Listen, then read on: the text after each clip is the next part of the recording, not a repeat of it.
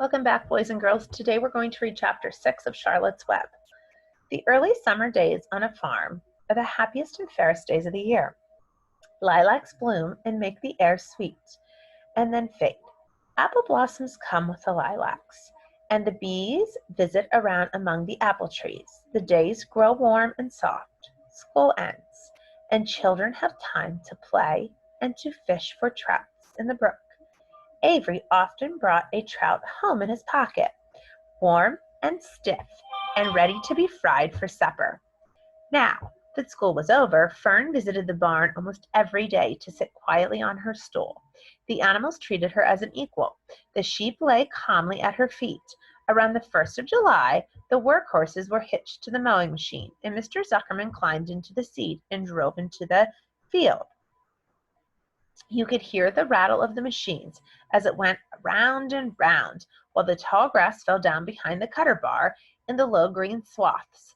Next day, if there was no thunder shower, all hands would help rake and pitch a load, and the hay would be hauled to the barn in a high hay wagon, with Fern and Avery riding at the top of the load. Then the hay would be hoisted sweet and warm into the big loft, until the whole barn seemed like a wonderful bed of timothy and clover. It was fine to jump in and perfect to hide in, and sometimes Avery would find a little grass snake in the hay and would add it to the other things in his pocket. Early summer days are a jubilee time for birds in the field, around the house, in the barn, in the woods, in the swamp. Everywhere, love and songs and nests and eggs. From the edge of the woods, the white-throated sparrow, which must come all the way from Boston, calls, "Oh, Peabody, Peabody, Peabody." On the apple bough, the farabee teeters and wags its tail and says, "Phoebe, Phoebe." The song sparrow, who knows how brief and lovely life is, says, "Sweet, sweet, sweet interlude, sweet, sweet, sweet interlude." If you enter the barn, the swallows swoop down from their nests and scold. "Cheeky, cheeky," they say.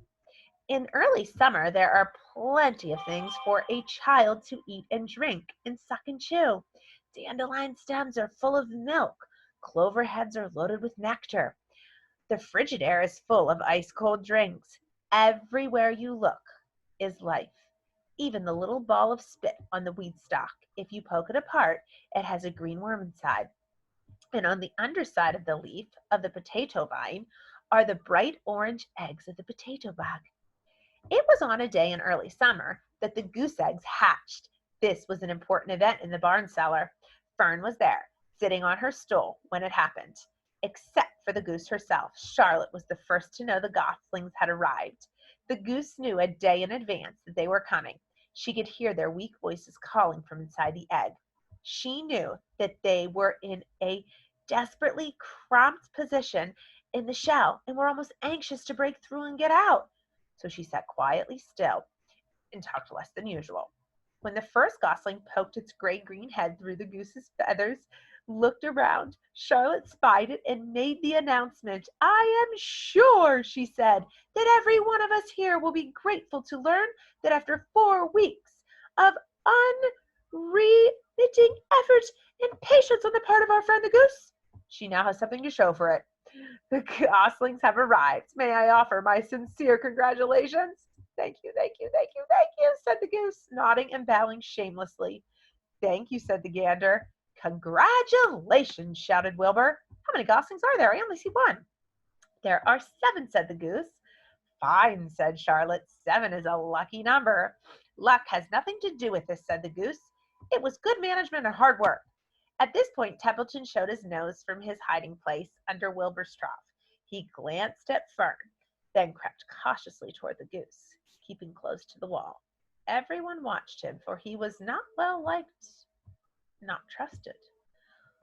"Look," he began in his sharp voice, "you say you have 7 goslings. There were 8 eggs. What happened to the other egg? Why didn't it hatch?" "It's a dud, I guess," said the goose. "What are you going to do with it?" continued Templeton, his little round beady eyes fixed on the goose. "You can have it," replied the goose. "Roll it away and add it to that nasty collection of yours." Templeton had a habit of picking up unusual objects around the farm and storing them in his home. He saved everything, Certainly, said the gander. You may have the egg. But I'll tell you one thing, Templeton. If I ever catch you poking your ugly nose around our goslings, I'll give you the worst pounding a rat ever took. And the gander opened his strong wings and beat the air with them to show his power. He was strong and brave, but the truth is, both Goose and Gander were worried about Templeton, and with good reason.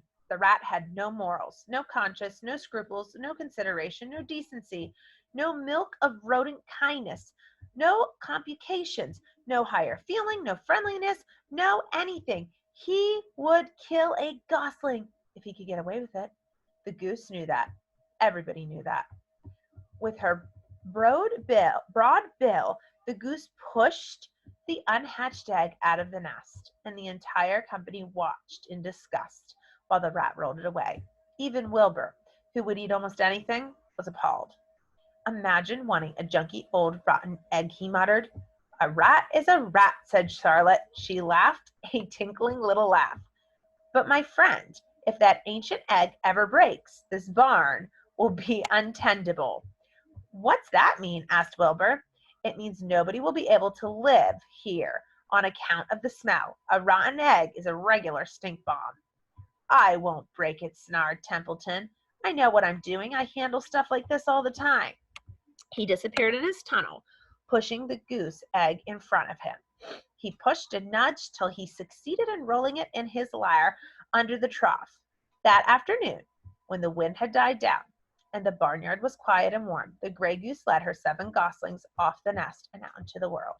Mr. Zuckerman spied them when he came with Wilbur's supper. Well, hello there, he said, smiling all over. Let's see. 1, 2, 3, 4, 5, 6, 7. 7 baby geese. Now, isn't that lovely?